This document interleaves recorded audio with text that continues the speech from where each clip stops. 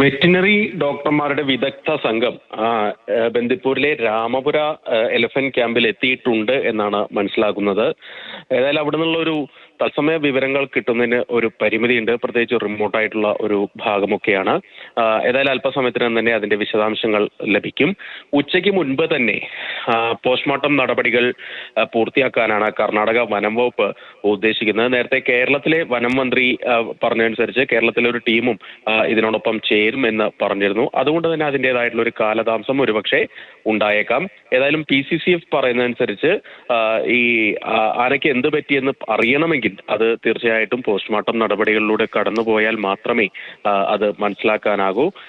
ഈ ആന തീറ്റയെടുക്കുന്നതിലൊക്കെ എന്തെങ്കിലുമൊക്കെ പ്രശ്നം വന്നിരുന്നോ എന്നുള്ള കാര്യങ്ങളൊക്കെ പരിശോധിക്കണം. അതോടൊപ്പം ഇന്നലെ കർണാടക വനംവകുപ്പിലെ ചില ഉദ്യോഗസ്ഥർ പറഞ്ഞതനുസരിച്ച് ആനയുടെ കാലിൽ ചെറിയ ചില മുഴകളൊക്കെ ഉണ്ടായിരുന്നു. ഏതായാലും ഇതൊക്കെ എന്താണ് എന്ന് ഇരിക്കുന്നു എന്ന് ഇന്നലെ കർണാടക വനംവകുപ്പിലെ ഉദ്യോഗസ്ഥർ പറയുന്നു. പക്ഷെ ഇന്നലെ മറ്റൊരു കാര്യം, കർണാടക വനംവകുപ്പ് ഇന്നലെ ആദ്യം ഉദ്ദേശിച്ചിരുന്നത് ഈ ആനയെ മയക്കുവെടി വെച്ച ശേഷം അവിടെ നിന്നും സമീപത്തുള്ള ഏറ്റവും അടുത്തുള്ള ഒരു കാട്ടിലേക്ക് മാറ്റി അതിനുശേഷം അതിന്റെ പരിശോധനകൾക്ക് ശേഷം മാത്രം ബന്ദിപ്പൂരിന്റെ ഈ രാംപുരയിലേക്ക് കൊണ്ടുവരാനായിരുന്നു ഉദ്ദേശിച്ചിരുന്നത്. പക്ഷേ ഇന്നലെ നേരിട്ട് ആനയെ അവിടെ നിന്ന് ഇങ്ങോട്ട് രാംപുര ക്യാമ്പിലേക്ക് എത്തിക്കുകയായിരുന്നു.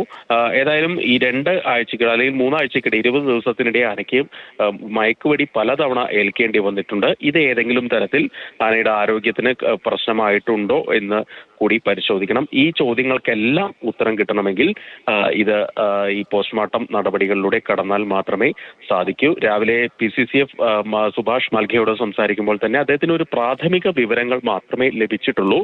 മുഴുവൻ വിവരം ലഭിക്കണമെങ്കിൽ ഈ പോസ്റ്റ്മോർട്ടം കഴിയണം. അതിനുവേണ്ടി വിദഗ്ധരായിട്ടുള്ള ഡോക്ടർമാരെ നിയോഗിച്ചിട്ടുണ്ട് എന്നും വിശദമായിട്ടുള്ള റിപ്പോർട്ട് ആവശ്യപ്പെട്ടിട്ടുണ്ട് എന്നും അറിയിച്ചിട്ടുണ്ട്. ഇന്ന് പുലർച്ചെ 3 മണിയോട് കൂടി മാത്രമാണ് രാംപുര ക്യാമ്പിലേക്ക് തണ്ണീർക്കൊമ്പനെ എത്തിച്ചത്. ഏതായാലും ഇപ്പോൾ രാവിലെ 7 മണിയോട് കൂടി തന്നെയാണ് ഈ ആന ചെരിഞ്ഞു എന്നുള്ള വാർത്തകൾ വരുന്നത്. വിശദാംശങ്ങൾ വരാൻ ഇനിയും സമയമെടുക്കും. ഏതായാലും പോസ്റ്റ്മോർട്ടം നടപടികൾക്ക് തണ്ണീർക്കൊമ്പൻ കണ്ണീരായി, തണ്ണീർക്കൊമ്പൻ പോയി, തണ്ണീർക്കൊമ്പൻ ചെരിഞ്ഞു എന്നുള്ളതാണ് ഇന്ന് രാവിലെ നമ്മൾ കേൾക്കുന്നത്. ഇന്നലെ ഇങ്ങനെ ആയിരുന്നില്ല. തണ്ണീർക്കൊമ്പൻ മാനന്തവാടിയിൽ ഇറങ്ങി അതുവഴി കൃഷിസ്ഥലങ്ങളിലൂടെയൊക്കെ നടക്കുന്നു എന്നുള്ളതായിരുന്നു. പിന്നീട് തണ്ണീർക്കൊമ്പന് പിന്നാലെയായിരുന്നു കേരളം മുഴുവൻ.